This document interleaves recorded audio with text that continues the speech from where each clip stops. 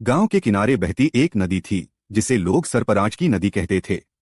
कहा जाता था कि रात के समय नदी के पानी में अजीब रोशनी और फुसफुसाहटें सुनाई देती हैं।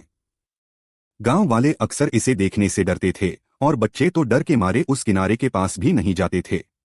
अर्जुन गांव का एक साधारण किसान हर दिन अपनी हल चलाने के बाद उसी नदी के किनारे से होकर गुजरता। उसे गांव के बुजुर्गों ने कई बार चेताया था, अर्जुन उस नदी के पास मत जाना, सरपराज नाराज हो सकता है। लेकिन अर्जुन को डर नहीं लगता था।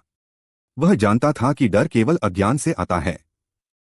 एक दिन जब अर्जुन हल चला रहा था, उसने देखा कि नदी के बीचों बीच कुछ चमक रहा है। उसकी जिज्ञासा और बढ़ गई। धीरे धीरे जब वह पास गया तो उसने देखा कि यह एक सरपराज की प्रतिमा थी।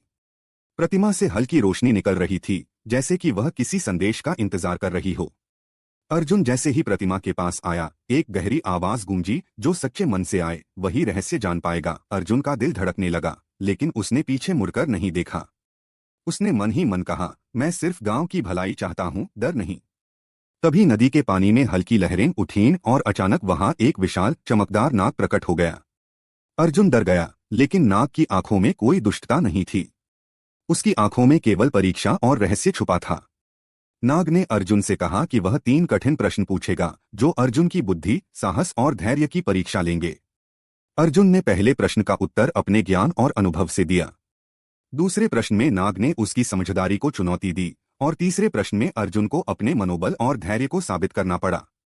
हर सवाल का उत्तर सोच समझकर और ईमानदारी से देने पर नाग धीरे धीरे मुस्कुराया और कहा, तुमने अपनी परीक्षा पूरी कर ली है। अब मैं तुम्हें वह रहस्य दिखाऊंगा जो केवल सच्चे मन वाले ही जान सकते हैं। नाग ने नदी के पानी को एक ओर से हटाया और अर्जुन को एक छुपा हुआ जलाशय दिखाया। यह जलाशय इतना विशाल था कि पूरा गांव इसके पानी से सिंचित हो सकता था। अर्जुन की आंखें चमक उठीं। उसने समझा कि यही सरपराज का वरदान था, जो उसके और गांव के भले के लिए रखा गया था। अर्जुन तुरंत गांव लौटकर बुजुर्गों और लोगों को बुलाया। गांव वाले नदी और जलाशय को देखकर स्तब्ध रह गए। अर्जुन ने सबको सिखाया कि सच्चाई, साहस और धैर्य से कोई भी रहस्य हल किया जा सकता है। तब से गांव वाले सरपराज की पूजा करने लगे। नदी हमेशा साफ और जीवनदायिनी बनी रही। अर्जुन का नाम पूरे गांव में सम्मान और श्रद्धा के साथ लिया जाने लगा। और इस तरह एक साधारण किसान की जिज्ञासा और साहस ने गांव के लिए अमूल्य रहस्य उजागर किया।